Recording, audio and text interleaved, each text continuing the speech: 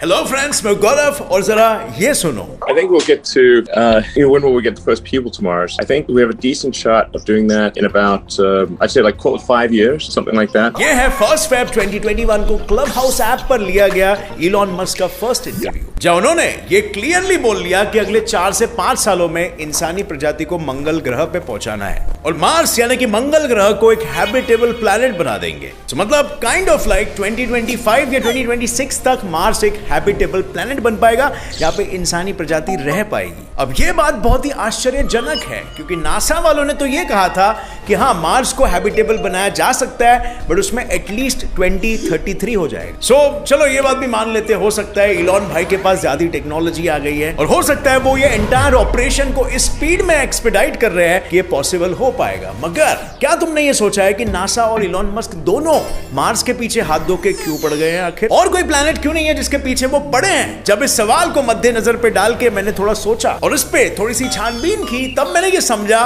कि सवाल का जवाब कोई असल में जवाब ही नहीं है बल्कि कॉमन सेंस है। अगर आपको इसके पीछे का कॉमन सेंस नहीं समझ में आया तो मैं समझाता हूं। जैसे फॉर एग्जांपल जो ग्रह हमारे सूरज से बहुत ही दूर है तो वहां पे क्लियर सी बात है वहां पे बहुत ज्यादा ठंडी होगी, जैसे फॉर एग्जांपल प्लूटो। और वहीं पर दूसरी तरफ जो ग्रह सूरज से बहुत नजदीक है जैसे मर्क्यूरी या वीनस, वो सारे ग्रह को सूर्य की तीव्र गर्मी और रेडिएशंस का सामना करना पड़ेगा और मोस्ट प्रोबेबली वहां पे लाइफ नहीं जिंदा रह पाएगी। सो सीधी सी बात है मर्क्यूरी और वीनस ये हमारे चेकलिस्ट से गए बाहर और प्लूटो भी हमारे चेकलिस्ट से बाहर गया। अब रह गई बात मार्स, जुपिटर, सैटर्न और यूरेनस और इवन नेपट्यून की। बट मार्स के अलावा ये सारे प्लैनेट्स तो गैसियस, मेरा मतलब है फॉर्म में है ना। मतलब आप इनके सतह पे चढ़ोगे भी तो आप सीधा नीचे की ओर गिरते चले जाओगे जब तक आप इनके कोर तक ना पहुंच पाओ। सीधी सी बात है वहां पे रहा नहीं जा सकता because of intense and immense pressure. और इसी वजह से इन सारे प्लैनेट्स को हम गैसियस जायंट्स भी कहते हैं। यहाँ पर ठोस सतह की जगह पर सिर्फ गैसेस मौजूद है और इसीलिए we are left out with सूर्यमंडल्स ओनली ग्रह जो सूरज से ना तो उतना नजदीक है और ना ही उतना दूर है और वो है मार्स। और ये चट्टानी ग्रह भी है। और जैसे वैज्ञानिकों ने ये रियलाइज किया फटाफट उस पे आंखें पड़ना शुरू हो गई और वो दुनिया भर के रिसर्चर्स वगैरह में लग गए और इस होड़ में भी लग गए कि उन्हें नजदीक से मार्स को देखना और परखना है। और फ्रेंड्स प्रैक्टिकली ये चीज पॉसिबल भी हो पाई और इसीलिए 1997 में नासा ने सबसे पहला रोवर मार्स पे लैंड करवाया और उस रोवर ने वहां की मिट्टी को टेस्ट किया, उसकी सारी इंफॉर्मेशन उसने हमें ग्रह पृथ्वी में भेजी। पर वो एक बहुत ही इंपॉर्टेंट चीज नहीं कर पाया। वो एक बहुत ही महत्वपूर्ण खोज से अनजान था। उसे ये नहीं पता था कि उसे आगे ऐसा क्या मिलने वाला है जो आगे जाके हमारी इंसानी प्रजाति के लिए बहुत ही फायदेमंद साबित होने वाला है। और जानना चाहते हो वो चीज क्या थी?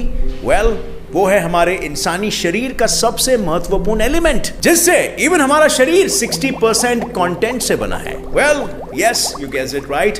Water. 31 जुलाई 2008 में फीनिक्स मार्स लैंडर एक मार्स रोवर ने कंफर्म किया कि water in the form of frozen ice Mars में मौजूद है। और ये देख के हमारे साइंटिस्टों के मन में जो लड्डू फूटा ना, क्या बताऊं। और तो और ये भी बात सामने आई कि मार्स के पास उसका खुद का एटमॉस्फेयर यानी कि वायुमंडल तक है। और ये सब देख के साइंटिस्टों को पक्का विश्वास हो गया कि एक दिन जरूर आएगा जब वो पृथ्वी की तरह मार्स को भी अपना घर बना पाएंगे अपने साइंटिफिक एडवांसमेंट के जरिए। और वो रोबोट ने जितनी भी इंफॉर्मेशन को कैप्चर किया वो सारी इंफॉर्मेशन का फायदा उठाया हमारे इलॉन भाई ने। उन्होंने कहा जब साइंटिस्टों ने कहा है कि मार्स को हैबिटेबल बनाया जा सकता है तो बनाया जा सकता है, तो फिर क्यों ना मैं अपनी टीम ऑफ वैज्ञानिकों को सबसे पहले मार्स पे लेके जाकर ये शुभ काम खुद अपने हाथों से करूं। लेकिन ऑफ कोर्स ये मिशन में मार्स पे जाना है, कोई ऐसे वैसी जगह पे नहीं। तो ये बहुत ही ज्यादा एक्सपेंसिव मिशन होने वाला है और इस शुभ काम को करने के लिए आपको लगेगा ढेर सारा लक्ष्मी माता का कृपा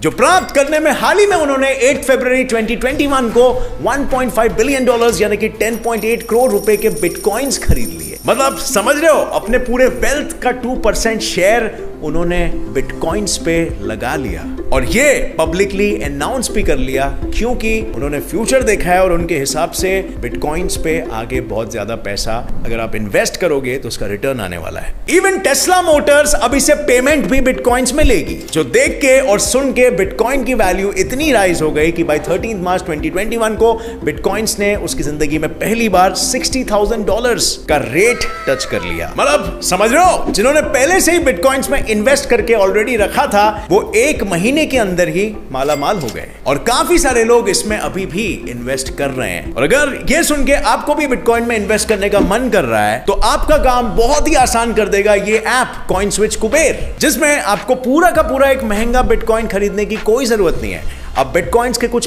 पॉइंट्स खरीद सकते हो, कुछ पार्ट्स, और उसमें लोएस्ट वैल्यू जो आप इन्वेस्ट कर सकते हो वो है 100 रुपीज, यानी कि बच्चा जवान बूढ़ा कोई भी कर सकता है। और इसका मतलब सही समझा आपने, सिर्फ 100 रुपीज आप बिटकॉइंस में इन्वेस्ट कर सकते हो। और सिर्फ बिटकॉइंस ही नहीं, फॉर दैट मैटर यहां पर 100 से भी ज्यादा क्रिप्टो करेंसीज अवेलेबल है जिसकी भी वैल्यू धीरे धीरे बढ़ रही है जैसे जैसे बिटकॉइन राइज हो रहा है। और सबसे इंटरेस्टिंग बात यह है कि अगर आप नीचे दिए गए डिस्क्रिप्शन में लिंक है, वो मेरा रेफरल लिंक है, उस लिंक से अगर इस ऐप को डाउनलोड करते हो तो आपको 50 रुपीज का एडिशनल बोनस मिलता है। अब ये बोनस आपको बिटकॉइन के रूप में ही मिलेगा, यानी आपको 50 रुपीज वर्थ ऑफ बिटकॉइन मिलेंगे जिसकी वैल्यू आगे और भी बढ़ भी सकती है। और हाँ फ्रेंड्स, इसके जेन्युइननेस के बारे में वरी करने की जरूरत नहीं है क्योंकि ये एक बहुत ही ट्रस्टेड ब्रांड है और रजिस्ट्रेशन के वक्त ही आपसे केवाईसी कराया जाता है जो सिर्फ जेन्युइन ऐप्स ही करते हैं। क्योंकि बिटकॉइंस में लिक्विडिटी बहुत ही हाई है तो आप जब भी चाहो बिटकॉइन को खरीद सकते हो और इवन बेच सकते हो, और जो पैसे आपके पास आएंगे वो आप इंस्टेंटली विड्रॉ भी कर सकते हो। अगर आपको बिटकॉइंस और इन्वेस्टमेंट के बारे में और भी बहुत कुछ जानना है तो आप मेरे चैनल की तरह कॉइनस्विच कुबेर का यूट्यूब चैनल सब्सक्राइब कर सकते हो। आपको अच्छा खासा नॉलेज मिलेगा क्योंकि इनका स्लोगन भी है ट्रेड कर बेफिक्र। अब एनीवे, मैंने तुम्हें इलॉन मस्क लाइट बनने का एक जरिया बता दिया है, so let's get back on to the topic. देखो, अब हमें एक ऐसा ग्रह मिल चुका था जिसमें इंसानी सभ्यता का डेरा बसाने के लिए हम ढेर सारे जुगाड़ कर सकते थे। और अब आप में भी ये सोच रहे होगे कि अब मैं ये कहूंगा कि यहां से शुरू होता है the phase of space exploration. तो ना, मार्स को एक्सप्लोर करना तो हमने 1997 से ही शुरू कर दिया था, पर जैसे ही हमें वायुमंडल और पानी मार्स में मिलने की नवी नवेली खबर मिली, उसके बाद से ही एक्सप्लोरेशन को द नेक्स्ट स्टेज पे लेके जाया गया। मार्स को लेकर हमारे वैज्ञानिक और भी ज्यादा फोकस्ड हो गए। वो लोग मार्स एक्सप्लोरेशन को द नेक्स्ट लेवल पर लेके जाना चाहते थे किसी भी कॉस्ट में। उन्होंने वहां पर और भी ज्यादा रोवर्स भेजे, वहां की हवा, वहां की मिट्टी, इन सारी चीजों की और भी डिटेल में जांच पड़ताल की, उधर पाए जाने वाले हर एक एलिमेंट को डिटेल में जानने की कोशिश की। और इन सब रिसर्चेस के दौरान मकसद तो साफ था, क्या पता हमें कोई ऐसी चीज वहां पर मिल जाए जो हमारी स्पेस की अंडरस्टैंडिंग को एक नए लेवल पर लेके जा सके। तो चलो फिर मार्स के बारे में हमने क्या क्या जाना है वो जानते हैं, ताकि आगे आने वाले फेज 2 में हमें क्या क्या चीजों का जुगाड़ लगाना पड़ेगा उसका एक लिस्ट बन सके। So firstly let me ask you, ऐसी कौन सी 2 चीजें हैं जो हमारी जिंदगी के लिए एकदम एसेंशियल है? हवा और पानी, राइट? पर यहीं पर मामला पेचीदा हो जाता है क्योंकि मार्स के पास डेफिनेटली अपना खुद का एटमॉस्फेयर तो है, बट उसके एटमॉस्फेयर में ऑक्सीजन ना के बराबर है। और अगर हम एटमॉस्फेरिक प्रेशर की बात करें तो वो पृथ्वी का सिर्फ 0.6% है। और इसीलिए मान लो अगर इंसान बिना स्पेस सूट के मार्स पे उतरे तो समझ लो उसका काम तमाम, बस 1 सेकेंड में उसके शरीर के चिथड़े उड़ जाएंगे।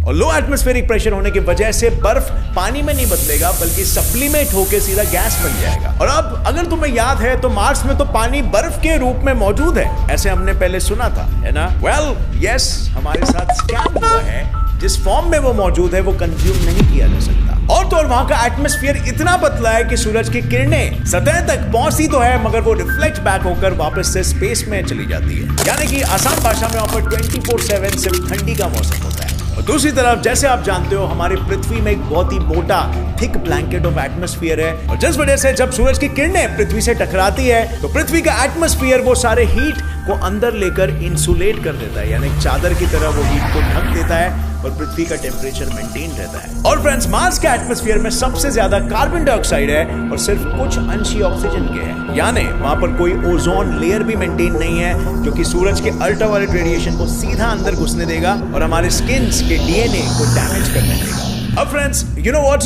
Let me ask you a question. देखते हैं हमारे इन स्मार्ट व्यूअर्स में से सबसे ज्यादा इंटेलिजेंट कौन है। एडिटर साहब, क्वेश्चन नीचे स्क्रीन पे पेश किया जाए प्लीज। तो मुझे बताओ, ऐसा कौन सा फोर्स है जो हमें पृथ्वी पर ही जकड़ के रखता है?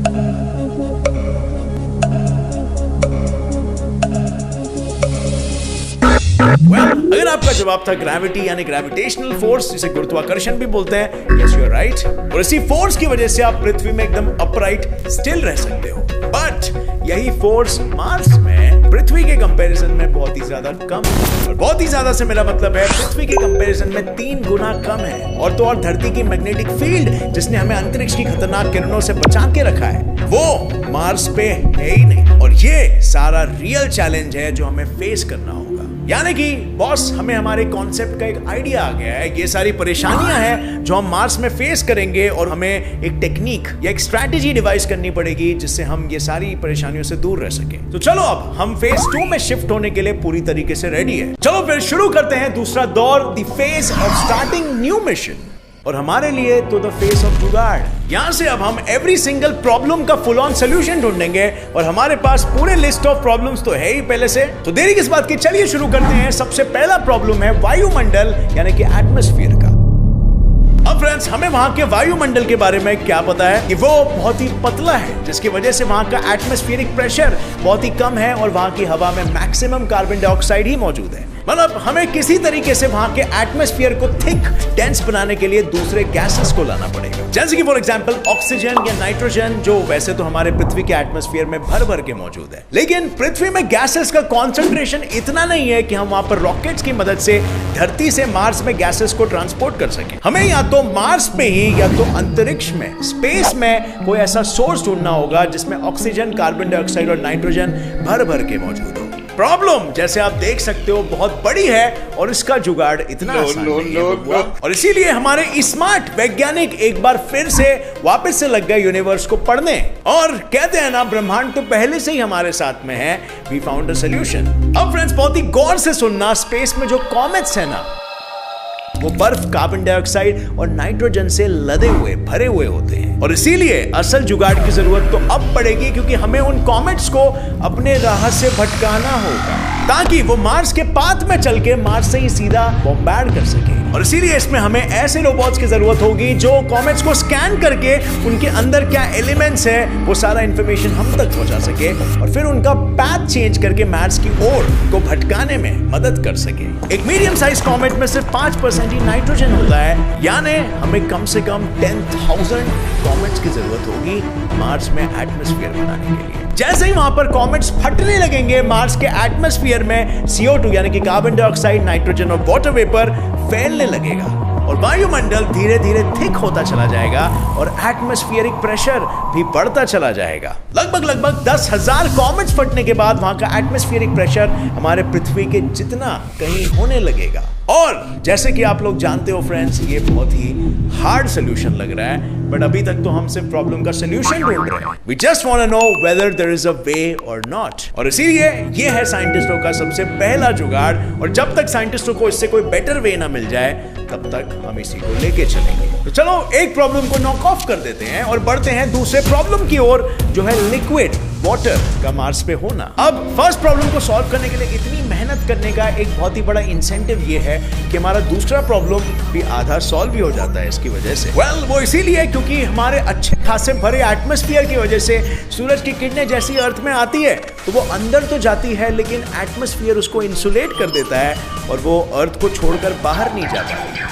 और ऐसा ही बिल्कुल सेम मैकेनिज्म मार्स को भी वार्म करेगा अंदर से। और अब इसीलिए समझ रहे हो, अब बर्फ सब्लिमेट नहीं होगा बल्कि वो पानी में, लिक्विड वाटर में कन्वर्ट हो पाएगा क्योंकि अंदर का एटमॉस्फेयर काफी इंसुलेटेड है। और अब इसीलिए आप ये कहोगे कि यार ये पहला वाला जुगाड़ तो लगाना ही चाहिए क्योंकि क्या ब्रिलियंटली दोनों प्रॉब्लम को सॉल्व कर रहा है। तो ये फैक्ट नहीं है। क्योंकि पता है, क्योंकि अगर सारी मार्स की बर्फ पिघल गई और वो पानी में कन्वर्ट हो जाएगी तो मार्स में 30 मीटर्स डीप यानी कि एटलीस्ट 100 फीट डीप ओशन बन जाएगा, जिसमें लैंड बेस्ड लाइफ का हो पाना नामुमकिन हो जाएगा। देखा जाए तो इसका सोल्यूशन थोड़ा सिंपल है, बस थोड़ी सी मेहनत लगेगी। हम वहां पर जमीन को खोद के बड़े बड़े गड्ढे बना देंगे जिसमें बड़े बड़े तालाब और समुंदर और नदियां बहा सकते हैं। और सूरज की गर्मी से जब पानी भाप बन के बादलों में तब्दील होगा तो आगे चल के बारिश भी होगी और बारिश होगी तो तालाब भी बनेंगे जो फिर से सूरज की गर्मी की वजह से भाप बन के बादल में तब्दील होंगे। यानी मार्स पर अब वाटर साइकिल भी स्टार्ट होने लग सकता है और इस वजह से अब मार्स में धीरे धीरे करके अलग अलग मौसम भी होने लगेंगे और मार्स अब धीरे धीरे एक रेड प्लैनेट से ब्लू प्लैनेट बनता हुआ नजर आने लगेगा। पर अभी भी वहां के वायुमंडल पे अगर गौर किया जाए तो वहां पर एक चीज की कमी नजर आती है और इसकी वजह से वहां पर इंसान नहीं जी सकता। यार तुम लोग ही बताओ, अगर तुम लोग अभी तक ध्यान दे रहे हो तो वो चीज कौन सी है? अगर तुम लोगों का जवाब है ऑक्सीजन तो बिल्कुल सही हो। सब कुछ आ चुका है लेकिन ऑक्सीजन आप कहां से लाओगे बबुआ? The problem definitely arrives but we have a team of scientist और उनके लिए तो ये चाय कम पानी सा काम है ऑक्सीजन लाना। क्या तुम्हें पता है जब पृथ्वी का निर्माण हो रहा था तो यहां पर भी, इस ग्रह में भी ऑक्सीजन की बहुत ही कमी हुआ करती थी और आज हमारे पृथ्वी को ही देख लो, यहां पर 22% ऑक्सीजन से इसका एटमॉस्फेयर भरा हुआ है। बट डू यू नो इस चीज का क्रेडिट किसको जाता है? The entire credit of this goes to this small guy right here. ये मसीहा है क्यानोबैक्टीरिया, जिसे ब्लू ग्रीन एल्गी के नाम से भी जाना जाता है और जिसकी वजह से हम जैसे जीवों का पनपना पॉसिबल हो पाया है। अब फ्रेंड्स, ये एक ऐसा बैक्टीरिया है जिसमें क्लोरोफिल यानी वो ग्रीन पिगमेंट पाया जाता है और इसका मतलब समझ रहे हो, ये कार्बन डाइऑक्साइड को अंदर लेके ऑक्सीजन को बाहर छोड़ता है, बिल्कुल जैसे हमारे सारे पेड़ पौधे। और फिर बस क्या, हमें बस इस बैक्टीरिया को मार्स के पानी में जाके छोड़ देना है और वो आपस में ही मल्टीप्लाई होंगे और फिर हमारे एटमॉस्फेयर को ऑक्सीजन से भर देंगे। Simple easy peasy solution, no rocket science, right? कुछ ज्यादा खर्च करने की भी जरूरत नहीं है। हम रोवर्स में क्यानोबैक्टीरिया भर देंगे और वहां पर जाके उन्हें रिलीज कर देंगे। और फ्रेंड्स, इसीलिए ऑक्सीजन का भी इंतजाम हो गया। अब जरा सोचो और क्या बचा है? What is stopping us from making Mars habitable now? How about गुरुत्वाकर्षण यानी कि ग्रेविटी और मैग्नेटिक फील्ड जो हमें रेडिएशन से बचाता है? इसका सोल्यूशन तो हमने लास्ट वीडियो में ही देख लिया था, जहां हमने बड़े बड़े चेन्स ऑफ इलेक्ट्रोमैग्नेट्स की जरूरत पड़ी थी जो मार्स के चारों ओर 24/7 घूमते रहेंगे और उनके एनर्जी और मोमेंट से जो फोर्स जनरेट होगा वो क्या होगा? Gravitational force. Exactly, gravitational force. और तो और इलेक्ट्रोमैग्नेट से जो मैग्नेटिक फील्ड प्रोड्यूस होगा वो अंतरिक्ष की खतरनाक किरणों को अंदर भी आने नहीं देगा। और ये तो वही बात हो गई ना, एक तीर से दो निशाने। और अब फ्रेंड्स, मैं बिल्कुल मान रहा हूं कि ये सॉल्यूशन जितने आसान लगते हैं उतना ही ज्यादा मुश्किल इन्हें करना है, लेकिन अभी तक के लिए ये हमारे पास बेस्ट सॉल्यूशंस हैं। सो फाइनली अब फ्रेंड्स, हमारे पास हर एक छोटी प्रॉब्लम का एक ना एक सॉल्यूशन तो बिल्कुल है जो हमें दिया है साइंटिस्टों ने। तो अब क्या इलॉन भाई ये सारे सॉल्यूशंस को वापर पाएंगे और सही में मार्स को हैबिटेबल बना पाएंगे, या हो सकता है इलॉन मस्क के पास इससे भी कोई एक कदम आगे वाला इलाज है? क्या इलॉन मस्क इससे भी और ज्यादा तगड़ा जुगाड़ लगा पाएगा जो अर्थवासियों को मार्स में और भी ज्यादा जल्दी लेके जा पाएगा? आपको क्या लगता है friends, based on the above mentioned facts, क्या ये पॉसिबल हो पाएगा और क्या इलॉन मस्क ये कर पाएंगे? और अगर कर भी पाएंगे तो क्या वो इतना जल्दी कर पाएंगे? I mean these are really hard task to be completed. India Pakistan के मैच से ज्यादा इंटरेस्टिंग तो ये है। Oh yeah. सो अगर आपको ये जिंदगी में मार्स को देखना है अपनी आंखों से और वो ट्रिप आपके लिए अफोर्डेबल भी हो, ऐसी आप मिन्नतें करते हो, तो आपको सच्चे दिल से इलॉन मस्क के लिए प्रेयर करना पड़ेगा। या अगर आप प्रेयर्स में नहीं मानते तो आप उन्हें चीयर कर सकते हो ताकि सबका हौसला बढ़ सके और वो इस मिशन को दुगनी गति से एग्जीक्यूट करवा सके। और फ्रेंड्स, अगर आपके पास ऐसा कोई इंफॉर्मेशन है जो यहाँ पर इस वीडियो में कवर नहीं हुआ है और वो आप बताना चाहोगे तो नीचे कमेंट करके हमारे साथ बिल्कुल शेयर करना।